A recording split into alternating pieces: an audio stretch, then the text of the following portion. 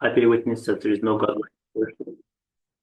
I bear witness that there is no God worship but Allah. I bear witness that Prophet Muhammad is the last messenger and the Prophet. May Allah's blessing be upon Prophet Muhammad, his family, and all those who follow his steps until the day of judgment. So we continue our course for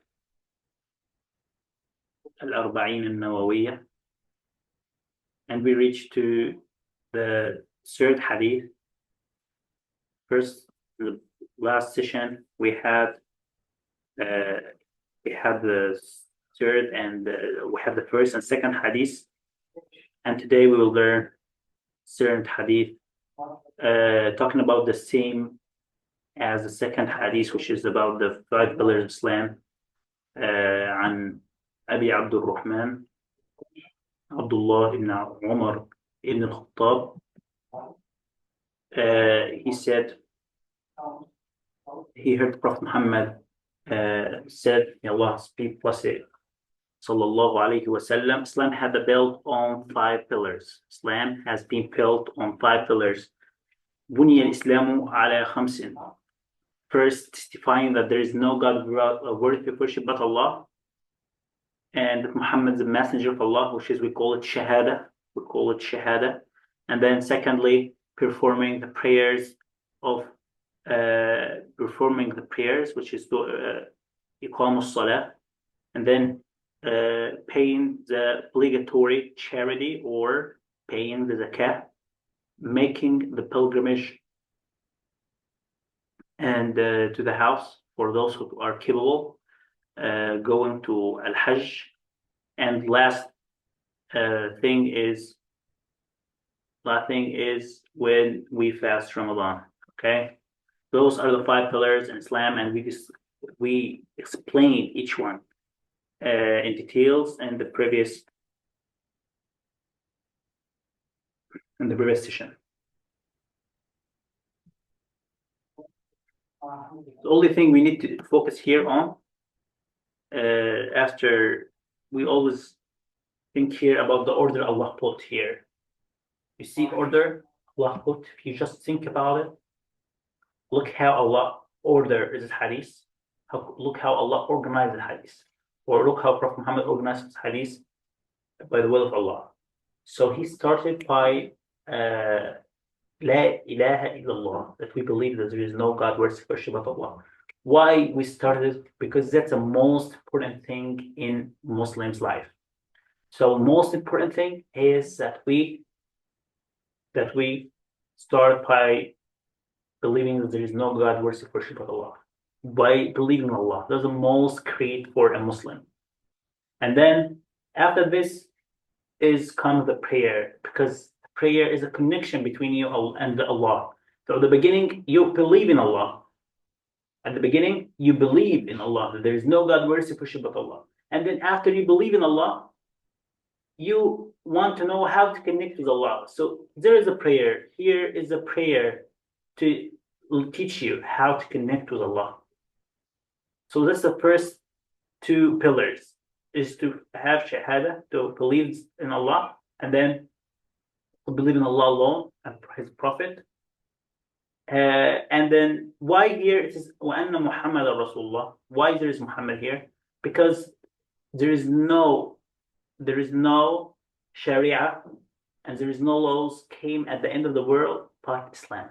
So Allah made Islam for all the nations after us. For all the nations after, there is Islam for them.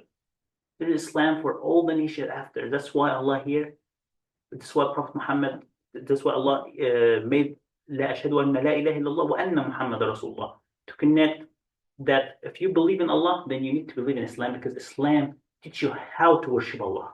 Because Islam teaches you how to worship Allah. Because Islam tells you what is good and what is bad according to Allah. Because Islam was not distorted and it is saved and protected by Allah. That's why here we believe that there is no God worthy of worship but Allah, and that Prophet Muhammad is the last messenger and the Prophet. Okay? So that's a very good point that we start with. And then we believe in, we said this fasting, and then al-Hajj, those are all the pillars of Islam. So which order Allah made it order for us. Then we fast, and of course when we give shared for, so we give the rights of ourselves for Allah first.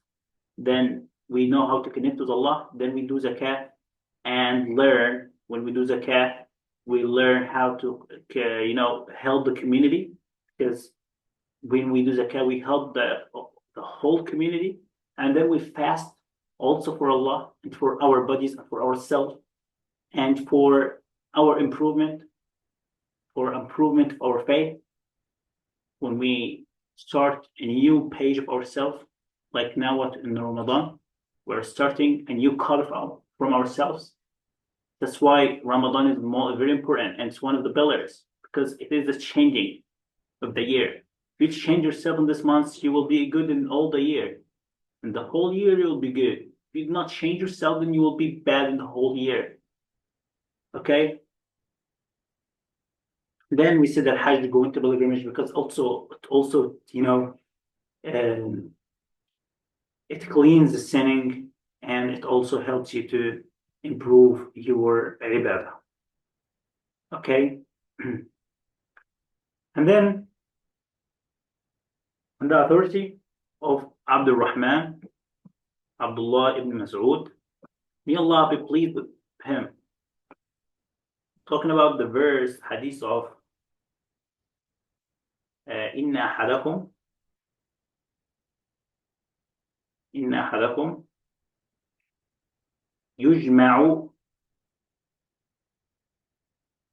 يجمع خلقه في بطن أمه 40 يوما نطفة ثم يكون علقة ثم يكون مضغة ثم يكون مضغة مثل ذلك, which means indeed the creation of one of you is brought together in his mother's womb for 40 days. Oh my gosh. So stop a minute here. How Prophet Muhammad knew this?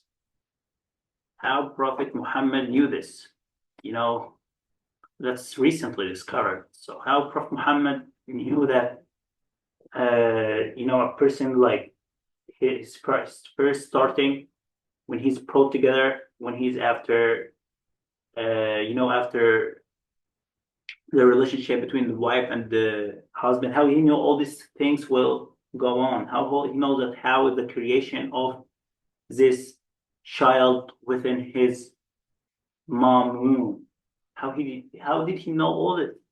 There's a question, and that's why one of the miracles from Prophet Muhammad. So all these are miracles for Prophet Muhammad. So Prophet Muhammad knew by the knowledge of Allah. So Allah gave him knowledge, and Prophet Muhammad knew that the first of all, when a person goes into his mother womb for the days, he will become in the form of bigot, and then he is clanging cloth, which is after 40 days he will be clanging cloth for like period, then a morsel of flesh for like period for 40 days. So after each 40 days he change his shape. Then there's sent to him the angel who plows the human soul into him, and is commanded about 4 matters.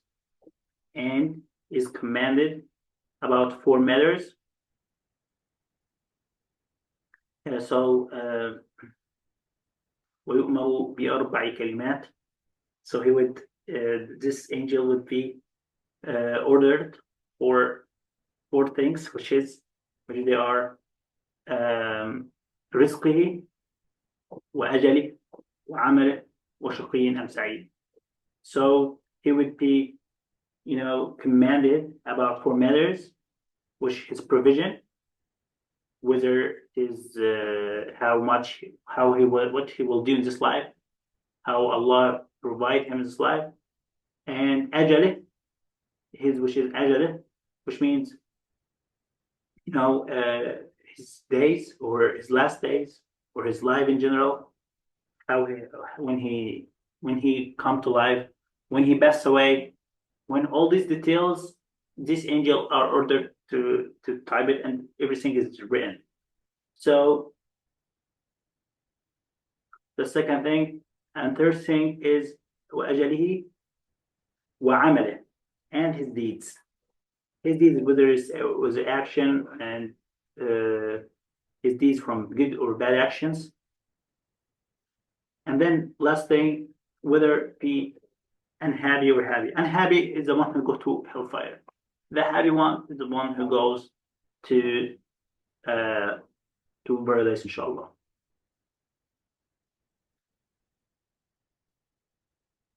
So then he said,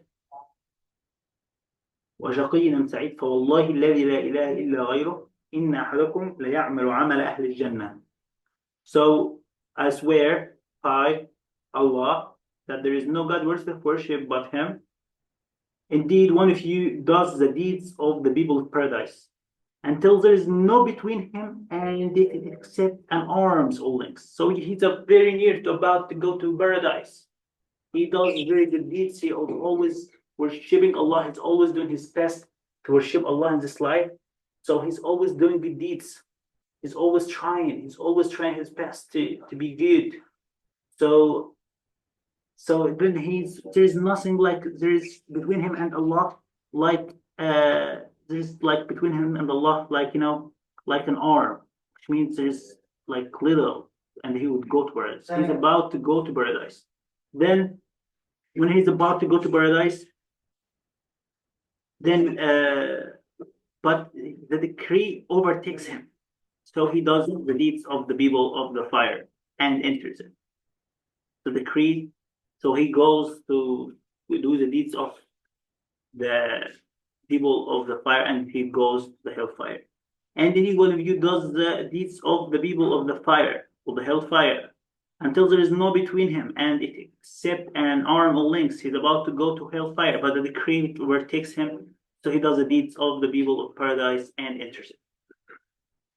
Okay, what we can understand from this part. So now a person might ask, so according to this hadith, I can, okay, Allah wrote for me my deeds. Allah knows I'm going to paradise. I'm going to, okay, now I can sleep and rest. And my deed my provision or the order of Allah, my record is written. So I can sleep, and then if Allah wants me to go to paradise, I will go to paradise. If Allah wants me to go to hellfire, I will go to hellfire. Somebody might ask like that, but actually, it's not like this. It's not like this at all, because Allah wrote for this, yes, for you, but Allah gave you a life. Allah made for you du'a. Allah made for you du'a. You can say, Allahumma ahsin khatimati. Oh Allah, make my endings.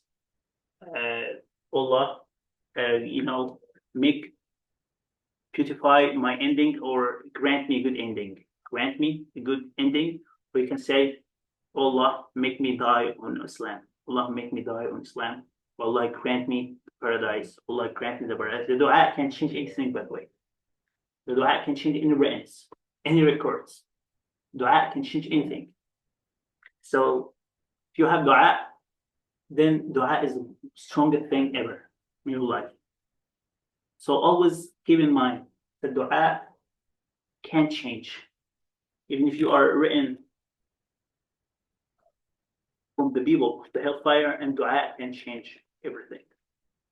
That's what most scholars believe. Okay? Okay. We go to hadith number 5. We said that the previous hadith is very like a miracle from Allah. So we need to know about it more. We go to hadith number 5.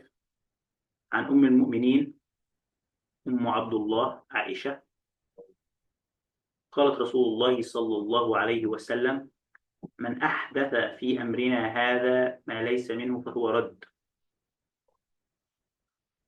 رواه البخاري ومسلم في رواية لمسلم من عمل عملا ليس عليه أمرنا فهو رد.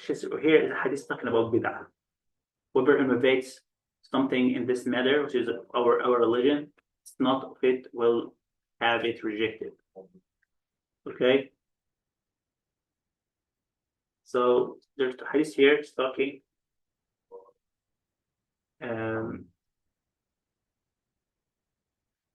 about the innovations and how many innovations we have nowadays. Very a lot innovation. So we need to to stay away in innovation, bid'ah, and all matters of deen. What's innovations like? Innovation like a lot to these. We hear some people always repeat the word bid'ah. Yes, there is bid'ah, but there is limit for bid'ah. Like, for example, no one can say if you are using the phone, it's bid'ah. No, bid'ah only a religion should be in deen. Should be in deen. So imagine if you are after praying, then somebody told you, okay, you should read Surah so and so. Then we went to Hadith. We did not find that Prophet Muhammad told anything about this. So that's called bid'ah. When you try to put something in the deen which is not existed or is not present already in the deen. So that's it. When we call bid'ah. So this hadith it orders to stay away from bid'ah. Okay. We go to hadith number 6.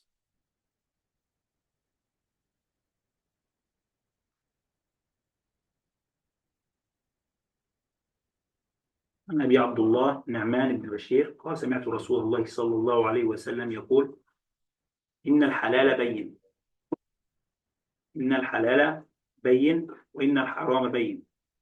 So there is the awful things and the lawful, whereas lawful is clear.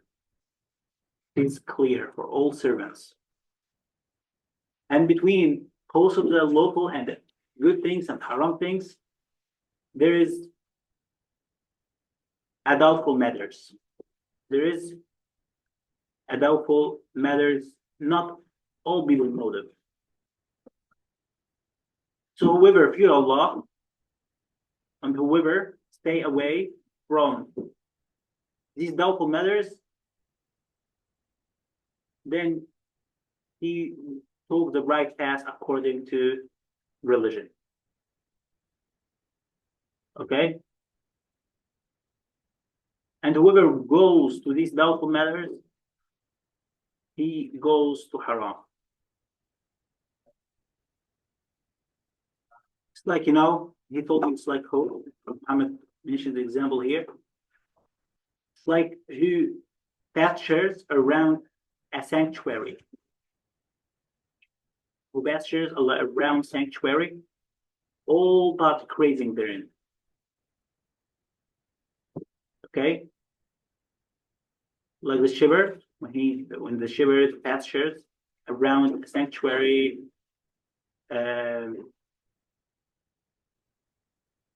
so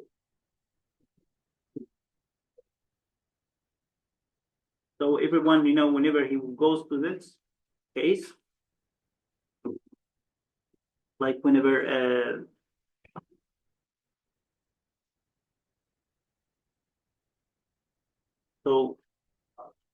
when the shepherd goes around sanctuary, then he goes to to harm his bachelor. Okay. So here hadith is talking about like when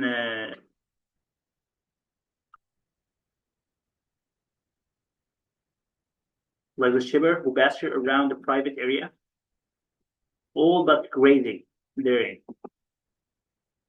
And undoubtedly, every sovereign has private property. Every kingdom has private property. And indeed, the private property of Allah is his prohibited matters. So we go to prohibited matters as the things that we should avoid. And also, undoubtedly, within the body is a morsel of flesh, which when it's good, the whole body is good, but when it's corrupt, the whole body is corrupt. Then Prophet Muhammad said, وَإِذَا صَلَحَتْ صَلَحَ الْجَسَدُ كُلُّهُ وَإِذَا فَسَدَتْ فَسَدَ الْجَسَدُ كُلُّهُ. ألا وهي القلب. Indeed, it is the heart. It is the heart.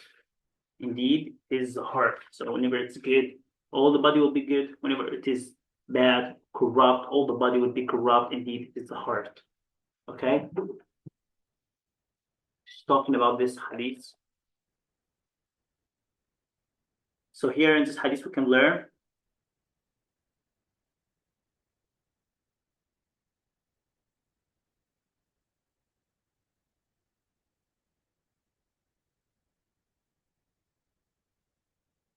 so even halal is clear and haram is clear for us.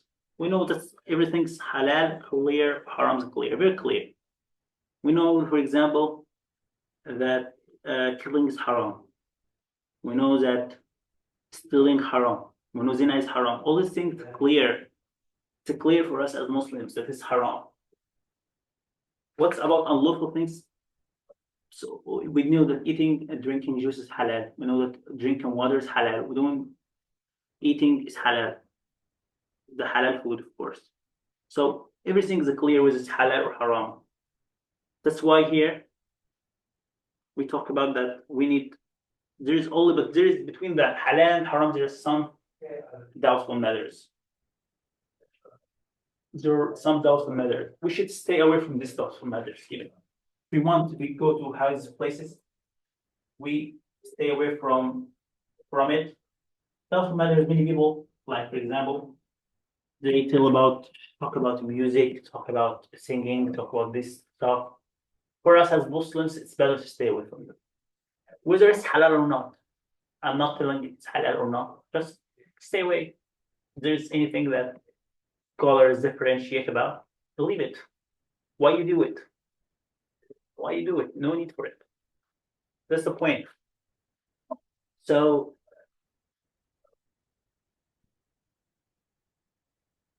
we should, if we want to protect ourselves, we should not be like the shiver. So we should not be like the shiver. Should be more intelligent and stay away from all what's haram.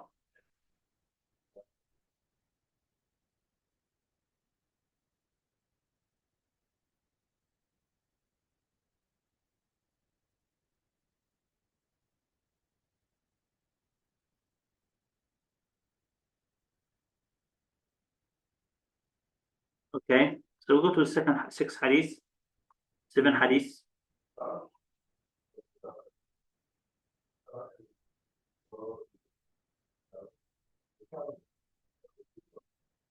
عن أبي رقية تميم ابن أوس الداري أن النبي صلى الله عليه وسلم قال: الدين النصيحة. قلنا لمن؟ قال: لله ولكتابه ولرسوله ولأئمة المسلمين وعامتهم. الدين النصيحة. This is one of the comprehensive words from Muhammad. So the word الدين النصيحة is comprehensive. So religion, let's translate it like religion is sincerity.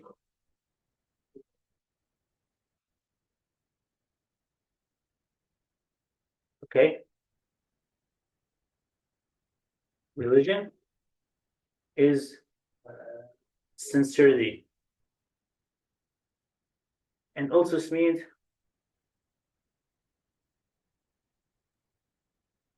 then he said for whom? Then said لله ولكتابه ولرسوله ولأئمة المسلمين وعامته. So we need to be sincere to religion. We need to be sincere to the religion. As for the hadith, sincerity, we believe if there is sincere to religion and there is good advice for the religion, then it will be very nice. You know, it's sincerity like when you have sincerity in advice, so you are very sincere in advising, whether you advise for the sake of Allah, whether you advise for with using the books and following the prophets, and for the imma of the Muslims, and for the public groups, for the people. You are trying your best to be good, and to be sincere religion by advising, by trying your best in this good deeds. Okay.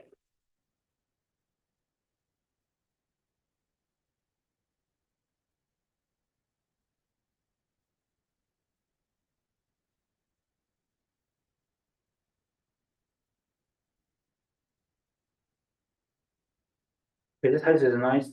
Second eight hadith.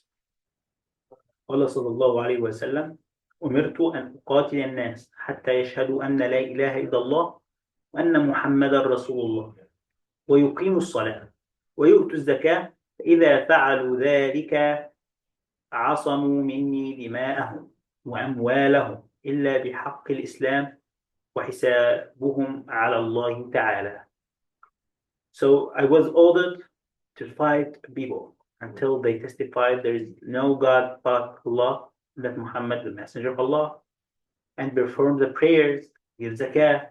They do that, they are protected from me regarding their blood and their properties, lest by the right of Islam, and their account will be with Allah exalted.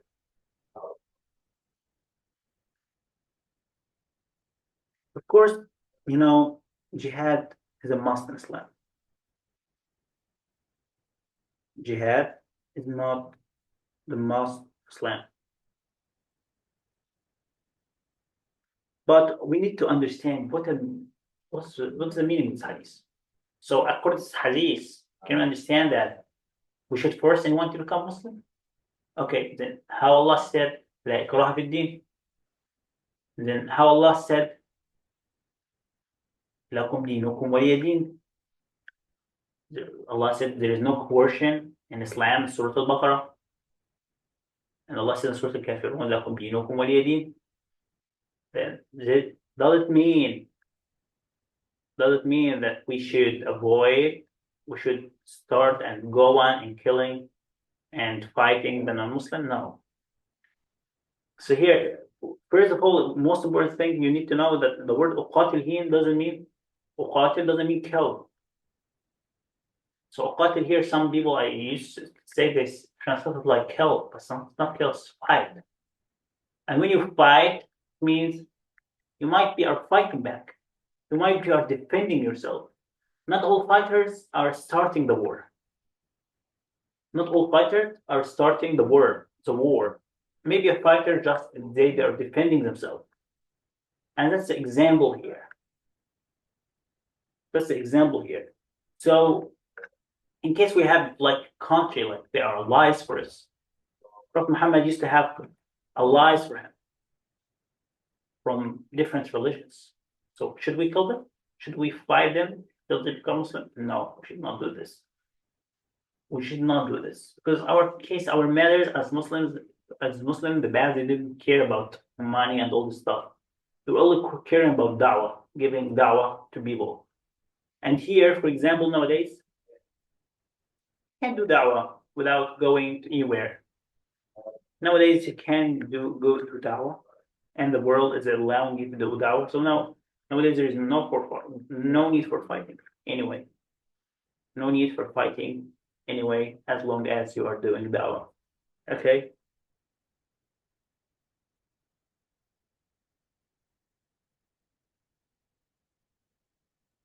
So here we need to also understand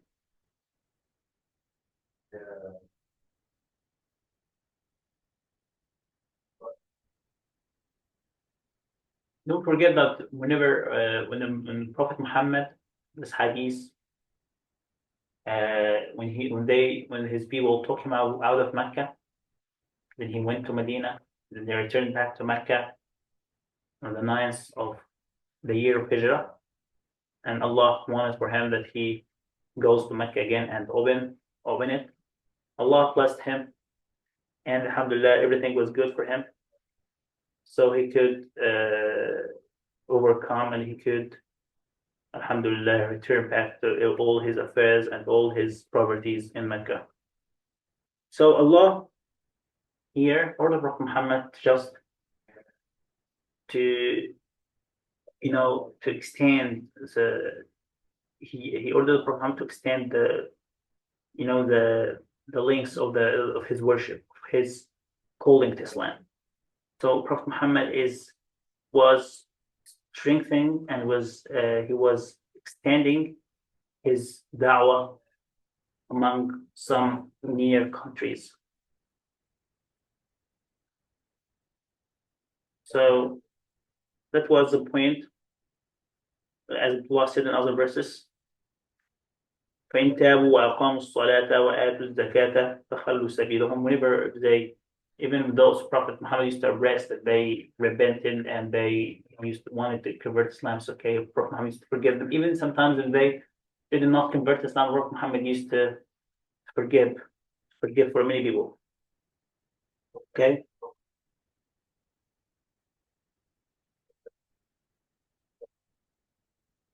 In general, I want to tell you that in Islam, how we used to look at Islam. Islam was not for, a worldly life reasons. Islam just, they were calling to Islam just for da'wah, just for da'wah. In the past, they used any place used to have Muslims, and this place would be blessed, because injustice always in all the world. Whenever you go in the world, there is injustice. So the Islam was perfect in that, in disallowing people, disallowing people to be Muslims. So just Islam was perfect in this, and Islam never forced anybody to be Muslim. But there was a hadith that the one who doesn't believe in his heart, he would not be considered as Muslim. So we said Allah also knows what's in the hearts. Okay? So there was no coercion in religion at all.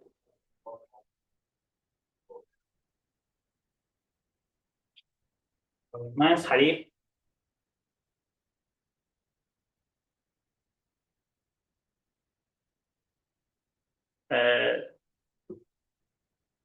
عن أبي هريرة قال سمعت رسول الله صلى الله عليه وسلم يقول: ما نهيتكم عنه فاجتنبوه، وما أمرتكم به فأتوا منه ما استطعتم، فإنما أهلك الذين من قبلكم كثرة مسائلهم واختلافهم على أنبيائهم. Whatever I told you, whatever I have forbidden to you, avoid it. And whatever I have ordered you, do it as much as you can. It was only their excessive questioning. Prophet Muhammad is talking about the people in the past, before Muslims, nations, the excessive questioning that they used to do and disagreement between them about prophets, etc., destroyed those who before you. So now, according to this hadith, we should stick to religion. We should not be questioning a lot. We should not stop fighting, stop arguments, stop useless argument about some other parts, and ask to religion. Unfortunately, this hadith is not followed. This hadith, many people read it, but they don't follow it. They said, Prophet Muhammad and Quran said, وَاعْتَصِمُوا بِحَبْلِ اللَّهِ, and hadith said that we should be united. We should try to avoid all differences between us. Although people they don't care, they just skip all this stuff and they go and disagree and fight about useless stuff. Talked about if you have any difference in religion, like if, for example, if there is a woman who believes that niqab is a fard, and the other women believe it's sunnah, find them post fighting together, they starting blocking each other, starting hating each other. Not like this. Not like this. Always there is simplicity in religion. Should be understanding. If there is someone different from your opinion, doesn't mean you have to hate them, but you try your best to avoid them. It's okay. There is 4 mazahib, fiqhi mazahibs. And they all used to pray with each other. You used to be good with each other. So we should be patient. We should learn from this 4 mazhab that we need to be united. Should not be strict. Should not be grouping ourselves to a special group. Like that's what Islam is not liking. When you tell, okay, I'm doing this, I'm following this sheikh, I will not follow another sheikh. What is this? Does the sheikh bringing you Islam? No, the sheikh is following Prophet Muhammad. So we should all stick to the oneness of Allah. We should all stick to the Sunnah of Prophet Muhammad, and we should all try our best not to do anything haram. Try our best to be good. Try our best to avoid all prohibitions, and that's how to be successful.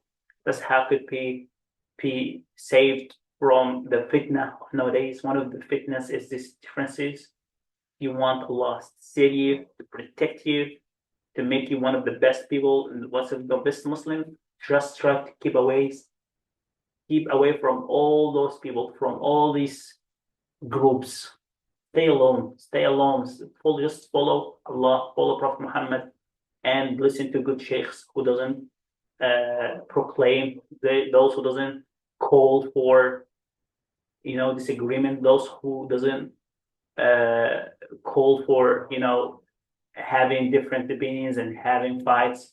Stick to this ones, and then Allah will guide you. Allah will make it easy for you, and Allah will bless you. It always is the best choice for you, and that's the real guidance. If you ask me about the real guidance, then that's the real guidance. Okay, that's the real guidance for anyone. May Allah make it easy for us. And as we said, Allah said in the Quran, لا يكلف الله نفسا إلا وسعها. Allah does not charge a soul except what's within its capacity. So you cannot, don't burden yourself more than it can bear. Allah is always witness. Allah is always witness for you are doing. Try your best always to be good worshipper for Allah. Try your best always to fear Allah, as Allah said, فَاتَّقُوا اللَّهَ مَا اسْتَطَعْتُمْ. Fear Allah as much as you are able, or as you are capable. So that's the formula of success. If you really need to succeed, then that's a formula of success. So that's for today. We learned about 7 hadiths. Inshallah, we continue. Inshallah, next session is recorded. So in case, because there's no attendance today, so inshallah next session we will continue our lesson. Jazakumullah khairan for attending, for listening.